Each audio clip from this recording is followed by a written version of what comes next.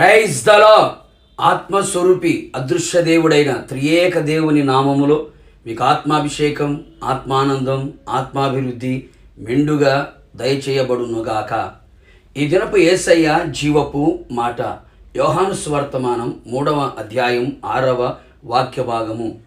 ఆత్మ మూలముగా జన్మించినది ఆత్మయునై ఉన్నది.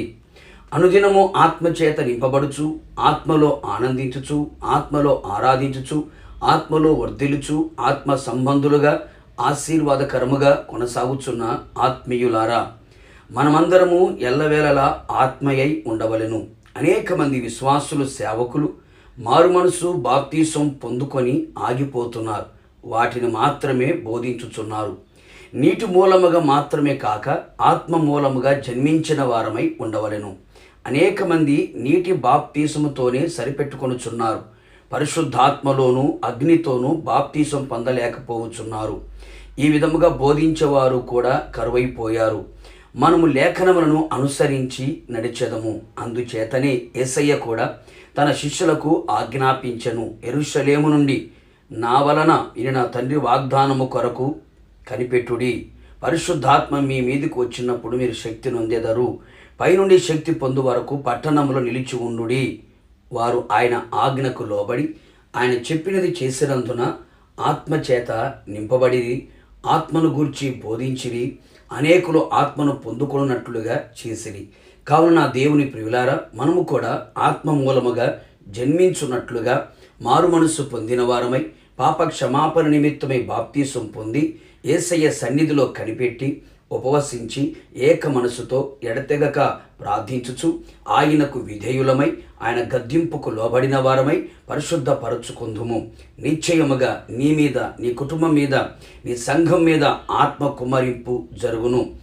ఆత్మ ఆధీనములో, స్వాధీనములో నిలిచి మనలో రూపాంతరపు క్రియ ప్రారంభమై ప్రకృతి సంబంధిగా, శరీర సంబంధిగా ఉన్నవారు ఆత్మ మూలముగా జన్మించుట ద్వారా ఆత్మ సంబంధులుగా, ఆత్మ స్వభావము గలవారుగా, ఆత్మ చేత ఆ పోలికలోనే మార్చబడేదము. ప్రకృతి సంబంధమైన శరీరముగా విత్తబడి ఆత్మ సంబంధమైన శరీరముగా లేపబడును. శరీరము క్షయమైనదిగా విత్తబడి అక్షయమైనదిగా లేపబడును. ఘనహీనముగా విత్తబడి మహిమగలదిగా లేపబడును. బలహీనమైనదిగా విత్తబడి బలమైనదిగా లేపబడును. కావున నా దేవుని పరిశుద్ధ దైవ జనాంగమా, మనము పునరుత్థానము చెందునట్లుగా ఆత్మ మనలో మనతో ఉండవలెను. మనము ఆత్మ మూలముగా జన్మించవలెను. అప్పుడే మనము పరలోకములో ప్రవేశించదము. ప్రభు పోలిక సారూప్యము కలుగును. మృతుల పునరుత్థానమును పొందుకొనేదము. ప్రభువును ఎదుర్కొనేదము.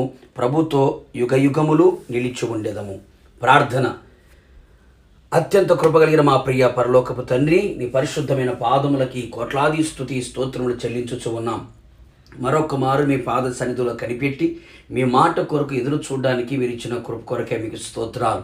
ఆత్మ మూలముగా మేము జన్మించవలనని, ఆత్మ సంబంధులుగా మేము కనబడవలనని, ఆత్మయై ఉండవలనని మీరు సెలవిచ్చి ఉన్నారు. ప్రభా, ఆత్మ స్వభావము కలవారమై మేము జీవించున్నట్లుగా, ఆత్మచేత జన్మించబడినట్లుగా మీ సన్నిధిలో కనిపెట్టి ప్రార్థించి మీ ఆత్మ చేత నింపబడి ఆత్మచేత నడిపించబడుతూ ఆత్మ ఆధీనములో, స్వాధీనములో మేమంతా నిలిచి ఉన్నట్లుగా కృపదయించమని ప్రార్థిస్తున్నాం. ఏ ఒక్కరూ కూడా ప్రభా ఆత్మను పొందుకొనకుండా ఉండకూడదు. ప్రతి ఒక్కరి మీద, సర్వజనుల మీద నా ఆత్మను కుమ్మరించదను అని మీరు వాగ్దానం చేసి ఉన్నారు. మీ వాగ్దాన ఫలము ప్రతి ఒక్కరు అనుభవించున్నట్లుగా, ఆత్మచేత పెళ్లి కుమార్తెగా సిద్ధపడునట్లుగా ప్రభా మీరే కృప అనుగ్రహించి మీ మహిమ గల రాకడకు సిద్ధపరచమని యేసు నామములో అడిగి పొందుకొని ఉన్నాము తండ్రి. ఆమెన్. నిశ్చయముగా మీరును మీ కుటుంబ సభ్యులందరూ ఆత్మ మూలముగా జన్మించుదురుగాక. God bless you.